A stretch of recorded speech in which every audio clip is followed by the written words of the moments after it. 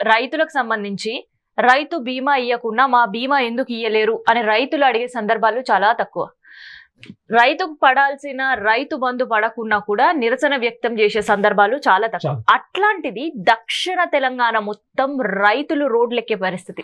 నిజామాబాద్ తీసుకున్నా, లేదంటే నిన్న మెదక్ తీసుకున్నా, ఇవాళ వరంగల్ తీసుకున్నా, ఏంది అసలు యూరియా కష్టాలేంటి రైతులకి?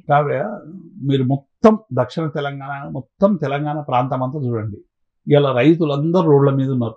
వ్యవసాయం వర్షాలు పడ్డాయి, వర్షానికి పనులు చేసుకోవాలి, నాట్లు వేసుకోవాలి, లేకుంటే ఇంత ఎరువులు చల్లాలి, వ్యవసాయం చేసుకోవాలి. ఎవరికైనా వ్యవసాయమే ప్రధాన ఆధారం, మన జీవనాధారం. రైతులందరూ 65 లక్షల మంది, ఇవాళ దాదాపు 40 లక్షల మంది రోడ్ల మీదనే ఉన్నారు. ఆధార్ కార్డులు పెడుతున్నారు, చెప్పులు పెడుతున్నారు, మొబైల్లు పెడుతున్నారు, రకరకాలుగా పెట్టి లైన్లలో నిలబెడుతున్నారు. మీరు 10 మందికి ఇవ్వగానే నో స్టాక్ అని బోర్డు పెట్టేస్తున్నారు. బయటకు పోతేనేమో 266 రూపాయలకు దొరికే యూరియా బస్తా 450-500 రూపాయలకు దొరుకుతా ఉంది. మొత్తం ఈ మార్కెట్లకు ఎట్లా వస్తుంది? బ్లాక్ మార్కెట్లకు. ఎంత విచిత్రం అంటే, ఆధార్ కార్డుకు ఒకరికి ఒక బస్తా ఇస్తామన్న వాళ్ళు మొన్న 2 కొడుకులు తల్లి పోయి 3 ఆధార్ కార్డులు ఉంటే 3 బస్తాలు తెచ్చుకుంటే, ఇంటికి మీరు 3 ఎందుకు తెచ్చుకున్నారు, మీకు ఒకటే కదా అని చెప్పి ఆ 2 మీద పోలీస్ కేసు పెట్టి అరెస్ట్ చేసింది పరకాల్లో. ఎంత దుర్మార్గం చెప్పండి రైతుల మీద. ఏం చేసుకుంటారు? యూరియా బంగారమా? ఎట్లాగో పొలంలో చల్లుకోవాలి. రైతులు ఇప్పుడు మీరు అటేమో కేంద్ర ప్రభుత్వం ఏమో నేను మొత్తం ఇచ్చేసిన, కాంగ్రెస్ పార్టీ వైఫల్యం కనబడతా ఉన్నది, ఇస్తలేదు అని చెప్తా ఉన్నారు.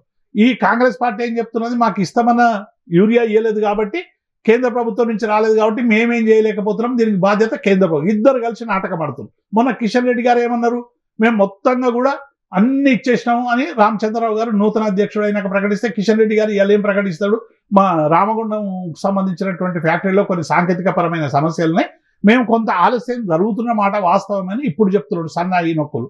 రామచంద్రరావు గారు రాజీనామా చేస్తామన్నారు. మేము వీళ్ళు అడిగినంత యూరియా ఇచ్చినామని రామచంద్రరావు గారు చెప్పారు కదా, మళ్ళీ దానికి తుమ్మల నాగేశ్వరరావు గారు జవాబు చెప్పాలి కదా. ఇలా ఈ 2 పార్టీలు కలిసి ఇలా తెలంగాణ రైతాంగాన్ని మోసం చేస్తూ ఉన్నాయి, దగా చేస్తూ ఉన్నాయి. ఇద్దరు కలిసి ఇలా తెలంగాణ రైతులందరినీ ఏడిపిస్తున్నారు, లైన్లలో నిలబెడుతున్నారు. ఇలా మీరు ఏ గ్రామానికి పోయినా యూరియా కోసం లైన్ నిలబడేటువంటి గతి ఎందుకమ్మా రైతులకు? సర్ది కట్టుకొని పొలం దగ్గరికి వెళ్ళి పని చేసుకునే వాళ్ళు ఇలా సర్ది కట్టుకొని వచ్చి యూరియా కోసం పడిగాపులు కాసినా కూడా యూరియా లేకుండానే ఇంటికి వెళ్లే పరిస్థితి. ట్రిప్పుకి కేవలం 200 నుంచి 300 బ్యాగులు మాత్రం వచ్చినా అక్కడ లైన్ లో 500 మంది రైతులు ఎదురు చూస్తున్నారు. నిజంగా కృత్రిమంగా ఈ యూరియా కొరత సృష్టిస్తున్నారా అనే ప్రశ్నలు కూడా వస్తున్నాయి. 1, 2, 3 ఉన్నాయి కావ్య. ఇప్పుడు ఏమైందంటే, మన సాగు విస్తీర్ణం ఎంత, ఈ విస్తీర్ణానికి అవసరమైనటువంటి యూరియా ఎంత అని అసెస్ చేసి ముందస్తు ప్రణాళికలతో కేంద్రంతో బార్గెనింగ్ చేసి తెచ్చుకోవాలి. మీకు కేసీఆర్ గారు ఉన్నటువంటి టైంలో ఏంటంటే, ఇతర రాష్ట్రాల్లో యూరియా వాడనప్పుడు, డిమాండ్ తక్కువ ఉన్నప్పుడు మా తెలంగాణ నుంచి బఫర్ స్టాక్స్ తెచ్చి పెట్టుకునేది తెలంగాణ ప్రభుత్వం. కాబట్టి సీజన్ వచ్చే వరకు విరివిగా ఇచ్చేస్తే ఎక్కడ కూడా కొరత ఉండదు. ఇవాళ ఏమైపోయిందంటే, వీళ్ళకి సరైనటువంటి ప్రణాళిక లేదు, సరైనటువంటి ముందస్తు జాగ్రత్తలు లేవు. ఏదో వీళ్ళు అడిగినరు, వాళ్ళు ఏదో ఇచ్చింది సరిపోక ఇబ్బంది పడతా ఉన్నారు. కేంద్ర ప్రభుత్వం మేము అడిగినంత ఇచ్చినాం అంటారు. నిజంగానే అడిగినంత ఇవ్వచ్చు, ఇస్తే మాత్రం వీళ్ళు అడిగింది ఎంత? ఇవాళ ఈ తెలంగాణ రైతాంగానికి అవసరమయ్యేటువంటి యూరియాను అడగడంలో ఇవాళ కాంగ్రెస్ పార్టీ విఫలమైందని చాలా స్పష్టంగా కనబడుతుంది. బీజేపీ పార్టీ ఏం చేస్తుందంటే, ఇది కాంగ్రెస్ ప్రభుత్వం కదా, మాకేం సంబంధం అని చెప్పి వాళ్ళు చేతులు ఎత్తేసేటువంటి ప్రయత్నం చేస్తారు. ఇద్దరు కలిసి ఇలా తెలంగాణ రైతాంగం నోట్లో మట్టి కొడుతుంది. రోజు 500 నుంచి 1000 రూపాయల కూలి వస్తుందమ్మా. మగవాళ్ళకైతే 1000 రూపాయలు దాదాపుగా కూలి, మహిళలకైతే 500 నుంచి 600, 700 కూలి ఇస్తుంది. ఈ కూలీని వదిలిపెట్టుకొని నీ యూరియా బస్తా కోసం లైన్లో నిలబడుతుంది. ఇక పోతేమా 500 పోతేమా మా కూలీలకు వెళ్ళి 200 ఇస్తాం బ్లాక్ మార్కెట్కి అని చెప్పి లైన్లోకి వెళ్ళి బయటపడి బ్లాక్ మార్కెట్లో కొనుక్కొని వెళ్ళిపోతుంది. ఇది వ్యాపారస్తులకు వీళ్ళకు ఒక వరంగా మారిపోయింది. ఎన్ని గంటలు నిలబడతారు? 7 గంటలు 8 గంటలు నిలబడి ఒక బస్తా కోసం సాయంత్రం వరకు కూడా నిలబడే సందర్భాలు ఉన్నాయి. సాయంత్రం వరకు నిలబడి ఒక్క బస్తా ఇస్తే రైతులు అందుకనే రోడ్ ఎక్కిన పరిస్థితి. గజ్వేల్లో ధర్నాలైనాయి, దుబ్బాకలో ధర్నాలైనాయి, వరంగల్లో ధర్నాలైనాయి, మహబూబాద్లో ధర్నాలైనాయి, పర్కాల్లో ధర్నాలైనాయి. మీరు ఒక్కటి కాదు, మొత్తం తెలంగాణ ప్రతి పల్లె కూడా ఇవాళ యూరియా కోసం లైన్లో ఇది 2014 ముందు చూసినాం మనం. అదే పరకాల అనుకుంటా మేబీ అక్కడ కూడా ఎక్కడైతే యూరియా కోసం ఎదురు చూస్తున్నారో రైతులు, అక్కడ బస్తాల డంపింగ్ కాకుండా మిగతా ప్రాంతాల్లో డంప్ చేస్తున్నారు అనే ఆరోపణలు కూడా వినిపిస్తున్నాయి.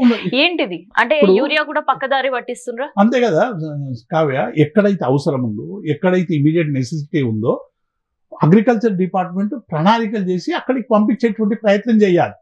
డిమాండ్ ఒక దగ్గర ఉంటే నువ్వు సప్లై ఒక దగ్గర చేసినావు అనుకో, డిమాండ్ దగ్గర చాలా గొడవలు అవుతాయి కదా. ఇక్కడ అవసరం లేదు కానీ అటు తరలించాలి.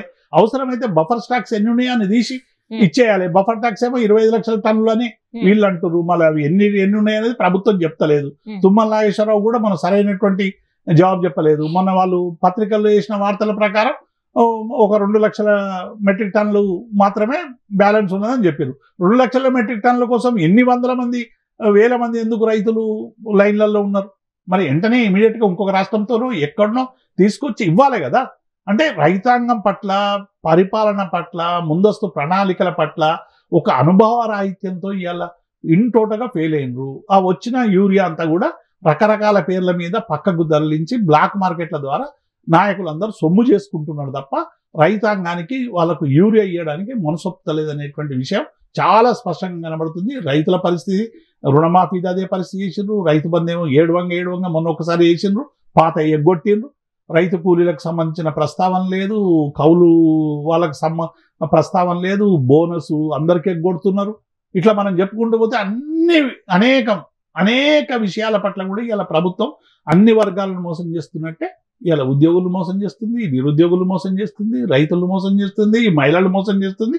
సబ్బండ వర్గాలకు 20 నెలల పాలన వైఫల్యాలు, అబద్ధాలు, ఎగవేతలతో ముగుస్తున్నది తప్ప ఇంకొకటి కాదు. ఇప్పటికైనా ప్రభుత్వం కళ్ళు తెరవాలి. బీఆర్ఎస్ పార్టీ మేము చాలా స్పష్టంగా మా కేటీఆర్ గారు క్షేత్రస్థాయిలో ఈ ఉద్యమాలకు మేము సన్నద్ధం అవుతా ఉన్నాం. ఎక్కడికక్కడ నిలదీస్తా ఉన్నాం. యూరియా ఎక్కడైతే కొరత ఉందో అక్కడ వాళ్ళందరు రైతుల పట్ల కూడా మీరు సరిగ్గా వ్యవహరించకుంటే ఇబ్బంది పడతారని చెప్పి హెచ్చరిస్తా ఉన్నాం. ఇప్పటికైనా మీ సమస్యల పరిష్కారం కోసం కదలాలని చెప్పి మేము డిమాండ్ చేస్తాం. ఇంకా లైన్లో నిలబడిన రైతులు 2 రోజులు 3 రోజులు అయినా కూడా యూరియా దొరకని పరిస్థితి. ఒక పక్క 2 లక్షల మెట్రిక్ టన్నులు ఉంది అని అఫీషియల్ గా అనౌన్స్ చేస్తున్నారు. కానీ ఎందుకు యూరియా తీయట్లేదు? ఇప్పుడు అదే ఎందుకు రైతులకు అందట్లేదు? అంటే ఇది బ్లాక్ మార్కెట్ ప్రభావం మాత్రమే అనుకోవచ్చా, లేదంటే ఇప్పుడు షార్టేజ్ సృష్టిస్తే వాళ్ళు బయట బ్లాక్ మార్కెట్ లో వెళ్ళి కొనుక్కుంటారు రైతులు అనొచ్చా? అసలు ఏం జరుగుతుంది యూరియా రైతుల విషయంలో? అంటే ఒక్కటి ఏంటంటే వ్యవసాయం పట్ల, లేదంటే వీళ్ళు పంచడంలో ఫెయిల్యూర్ అయ్యారు, ప్రణాళికల్లో ఫెయిల్యూర్ అయ్యారు. ముందస్తు దీనికి ప్రధానమైనటువంటి ఏంటంటే ప్రాపర్ ప్లానింగ్ లేదు. ఎప్పుడైతే ప్రాపర్ రిక్వియేషన్ సరైనటువంటి పద్ధతులు లేదు, ఇచ్చిన రిక్వియేషన్ తెచ్చుకోవడంలో సరైనటువంటి పాత్ర పోషిస్తారు. కనీసం ఇచ్చిన రిక్వియేషన్ కన్నా ఫుల్ఫిల్ చేసేటువంటి విషయంలో భారతీయ జనతా పార్టీ, కేంద్ర ప్రభుత్వం పూర్తిగా నిర్లక్ష్య ధోరణి ప్రవర్తిస్తూ ఉంది. ఈ 2 జాతీయ పార్టీల విద్రోహం వల్ల ఇవాళ రైతులందరూ కూడా లైన్ల నిలబడేటువంటి పరిస్థితి వచ్చింది. వచ్చిన కొద్దిపాటి అదైనా పంచడానికి పరిపాలనా వైఫల్యం కనబడతా ఉంది. అందులో నుంచి కూడా అవసరం ఇవ్వకుండా పక్కదారి పట్టించేటువంటి ప్రయత్నం చేస్తూ ఉంది. 265, 500 అమ్ముకొని ఇలా అనేక మంది కూడా కాంగ్రెస్ నాయకులు ఇష్టం వచ్చినట్టు బ్లాక్ మార్కెట్ చేస్తున్నారని చెప్పి పత్రికల్లో వార్తలు వస్తూ ఉన్నాయి. కొన్ని ప్లేస్లలో అరెస్టులు కూడా జరిగినాయి కొన్ని ప్లేస్లలో. కాబట్టి ఎక్కడైతే యూరియా బస్తా బ్లాక్ మార్కెట్ పోతుందో వెంటనే వాళ్ళని పీడీ కేసు పెట్టి అరెస్ట్ చేసి లోపటేయాలి. ఎందుకు వేసలేదు ప్రభుత్వం? ఇన్ని పనులు వదిలిపెట్టి యూరియా దగ్గర లైన్ కట్టిన దగ్గర ప్రతి ఒక్క దగ్గర ఒక ఎంఆర్ఓనో ఒకరినో ఇన్ఛార్జ్ పెట్టి అక్కడ నిలబెట్టి రైతులకు స్టాక్ ఉన్నంత వరకు పంపించే ఏర్పాట్లు చేయాలి కదా. ఇంతకంటే పెద్ద పని ఏముంది ప్రభుత్వానికి? అదే ఇక్కడ రైతులు కష్టాలు పడుతున్నారు, ఇబ్బందులు అవుతున్నాయి, ధర్నాలు చేస్తున్నారు. కానీ ఇక్కడ పొలిటికల్ పార్టీ స్టాండ్లు మాత్రమే కనిపిస్తున్నాయి తప్ప యూరియా కష్టాలు మేము తీరుస్తాం, మళ్ళీ మేము ఇంత లంసం తెప్పిస్తాం తెలంగాణకని ఎక్కడి నుంచో ప్రకటన రాకపోవడం ఏంది? అంటే కేంద్ర మంత్రిగా కిషన్ రెడ్డి గారు చెప్పినా కూడా అవును కొరత ఉంది వాస్తవం అంటారు. బీజేపీ నుంచి ఇంకొక వాయిస్ వినిపిస్తుంది, మేము కేంద్రం నుంచి తేవాల్సిన యూరియా స్టాక్ అంతా కూడా రాష్ట్రానికి తెచ్చినాం కానీ పంపడం కాంగ్రెస్ వాళ్ళకి చేత కావట్లేదు అని. తుమ్మల వచ్చేసి ఇంకొక కొత్త స్టేట్మెంట్ ఇస్తారు, ఎక్కడ కూడా యూరియా అవును కొరత ఉంది మళ్ళీ తెప్పించే ప్రయత్నం చేస్తాం, ఇన్ని రోజుల్లో అందుతుంది అని రైతులకు ఎక్కడ కూడా ఏ హామీ కనిపించట్లేదు. ఇప్పుడు నియోజకవర్గ ఇన్ఛార్జి మంత్రులు ఉన్నారు, ఎమ్మెల్యేలు ఉన్నారు, ప్రజాప్రతినిధులు ఉన్నారు, కలెక్టర్లు ఉన్నారు, చాలా పెద్ద యంత్రాంగం ఉంది. రైతులందరూ ఇంత కన్నీటితో లైన్లలో ఉంటే వాళ్ళకి భరోసా ఇవ్వాల్సినటువంటి బాధ్యత జిల్లా యంత్రాంగం ఉంది కదా. మేము యూరియా మీకు పంపిస్తాం, ఈ ఊర్లో ఎన్ని కావాలి, 500 బస్తాలు కావాలి, ఉన్న 350 ఇప్పుడు ఇస్తున్నాం, 150 పొద్దున ఇస్తామని భరోసా ఇచ్చే నాయకుడు కావాలి కదా. రాష్ట్ర వ్యాప్తంగా ఇన్ని టన్నులు మేము బాధ్యత తీసుకుంటాం, రేపు పొద్దున తెస్తాం, ఎక్కడనో దగ్గర ఏ రాష్ట్రం దగ్గరనో మాట్లాడి తీసుకొస్తామని చెప్పాలి కదా. భారతదేశంలో ఎక్కడ లేని కొరత తెలంగాణలో ఎందుకున్నది కావ్య? ఇప్పుడు రైతులు అంతటా యూరియా అవసరాలు ఉన్నాయి. కర్ణాటకలో ఇబ్బంది లేదు, మహారాష్ట్రలో ఇబ్బంది లేదు, ఆంధ్రప్రదేశ్లో ఇబ్బంది లేదు, పక్కపొంటి రాష్ట్రాలు అవన్నీ మళ్ళీ. ఛత్తీస్గఢ్లో ఇబ్బంది లేదు, మహారాష్ట్రలో ఇబ్బంది లేదు. తెలంగాణలో ఎందుకు ఇబ్బంది ఏర్పడుతున్నది? ఇది ఇది ఇది ప్రజలు గమనిస్తలేరా? అంటే కేవలం పరిపాలన వైఫల్యం వల్ల, కాంగ్రెస్ పార్టీకి రైతాంగం పట్ల ఉన్నటువంటి చిత్తశుద్ధి లేకపోవడం వల్ల, రైతుల పట్ల కన్సర్న్ లేకపోవడం వల్ల, రైతులంటే సరైనటువంటి ప్రేమ లేకపోవడం వల్ల అటు భారతీయ జనతా పార్టీ కాంగ్రెస్ రెండు కుమ్ముక్కై ఇలా తెలంగాణ ప్రజల్ని ఇంత ఇబ్బందులు పెట్టేటువంటి రాచి రంపాన పెడుతున్నారు. రోజు లైన్లలో నిలబడు, పొద్దున చేస్తే అసలు రాత్రి నిద్ర లేకుండా. గతంలో 2014 ముందు చూసినాం మనం. కరెంట్ ఎప్పుడు వస్తుందో తెలియదు, ఎప్పుడు అది కరెంట్ ఇట్లా అనగానే ఉరకాలే పోయి ఆన్ చేయాలి మోటారు. అటువంటి పరిస్థితిని కేసీఆర్ గారు 6 నెలల్లో మార్చి ఇంటి దగ్గర ఉండి మోటార్లు ఆన్ చేసుకునే సిస్టమ్ తీసుకొచ్చి ఇలా నిరంతర విద్యుత్, నాణ్యమైనటువంటి విద్యుత్ ఇవ్వలేదా? ఆ సోయి మీకున్నదా? ఇలా ఉపరాష్ట్రపతి ఎన్నిక గురించి మేము పోతాం, మాకు అపాయింట్మెంట్ కావాలని రేవంత్ రెడ్డి అపాయింట్మెంట్ ఇస్తే పోతామన్నాడు కదా. మళ్ళీ యూరియా ఇంత కష్టకాలం ఉంది, యూరియాను 10 ఏళ్లలో మంచిగా వంచిండ్రు బీఆర్ఎస్ పార్టీ. ఎట్లా తెలుసుకోవడానికి అపాయింట్మెంట్ అడగాలి కేసీఆర్ గారు? ఉపరాష్ట్రపతి ఎన్నిక కోసమే అడుగుతావాను? నీళ్లున్నా ఇలా చెక్ డ్యాములు నింపలేదు, చెరువులు నింపలేదు, రైతాంగాన్ని ఘోష పెట్టినాం. మరి 10 ఏళ్లలో మీరు ఎట్లా చెరువులు నింపిర్రు, ఎట్లా నీళ్ళు ఇచ్చిండ్రు, ఎట్లా పంట పండించారు? దాని గురించి అపాయింట్మెంట్ అడగాలి. రోజు కేసీఆర్ గారిని ఇష్టం వచ్చినట్టు మాట్లాడడం, కేటీఆర్ గారి మీద మాట్లాడడం, ఇది తప్ప ఇంకేమన్నా కష్టాలు తీరే పరిస్థితి కనిపిస్తుందా? నాకైతే కనిపిస్తలేదమ్మా. వీళ్ళు ఇద్దరి నాటకాలు చూస్తే ఏమనిపిస్తుంది అంటే రైతులను ఇబ్బంది పెట్టేటువంటి పరిస్థితి కనబడతా ఉంది. అందుకే మా కేటీఆర్ గారు నిన్న చాలా సీరియస్ గా చెప్పిండు, మాకు ఎవరు ఉపరాష్ట్రపతి అయితే మాకు ఒరిగేది ఏమున్నది, 2 లక్షల మెట్రిక్ టన్నులు ఎవరిస్తే వాళ్ళ గురించి పరిశీలిస్తామని అన్నాడు. మరి చివరికి ఆఫర్ కూడా ఇచ్చింది కదా. మరి 2 లక్షల టన్నులు తెచ్చి రైతాంగం లైన్లో లేకుండా చేయండి ఉపరాష్ట్రపతి ఎన్నికల వరకు.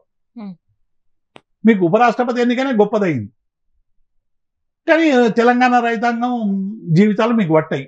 రైతులందరూ కూడా తాము వీరోచితమైనటువంటి పోరాటం చేసి తెచ్చుకున్న తెలంగాణలో ఇదేం ఘోష అని చెప్పి రైతులందరూ కూడా ఆగ్రహం వ్యక్తం చేస్తున్నటువంటి సందర్భాన్ని చూస్తున్నాం కదా. మళ్ళీ ఎద్దేడ్చిన అంటాం కదా మనం, రైతు ఏడ్చిన రాజ్యం ఎద్దేడ్చిన ఉండొద్దని. మళ్ళీ ఇవాళ ఏం జరుగుతున్నది? రైతుల కళ్ళనీళ్ళు ఉతనే పోతాయి. కాబట్టి ఇప్పటికైనా కాంగ్రెస్ పార్టీ ఆలోచించుకొని ఇంకా టైం ఉంది, 3 ఏళ్ళు ఉంది. ఈ 3 ఏళ్లలో కనీసమైన ప్రజా పరిపాలన మీద దృష్టి పెట్టండి. మీరు మీ కమిషన్లు, మీ ఖాతాలు, మీ ఏఐసిసి ముడుపులు, మీ ఇంటర్నల్ ఫైటింగ్లు ఇవన్నీ మీరు చేసుకోండి.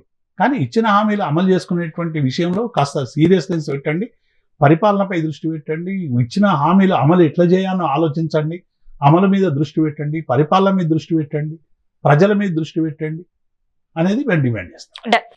Thank you sir.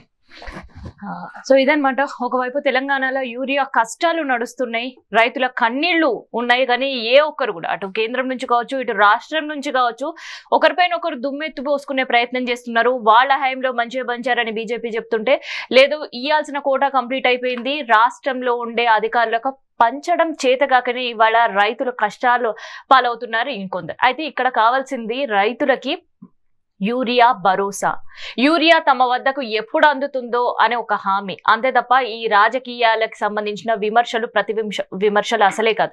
ఇప్పటికైనా రైతుల కష్టాలపైన అధికార పక్షం కేంద్రం దృష్టి సారించాలని మనం కూడా కోరుకుందాం.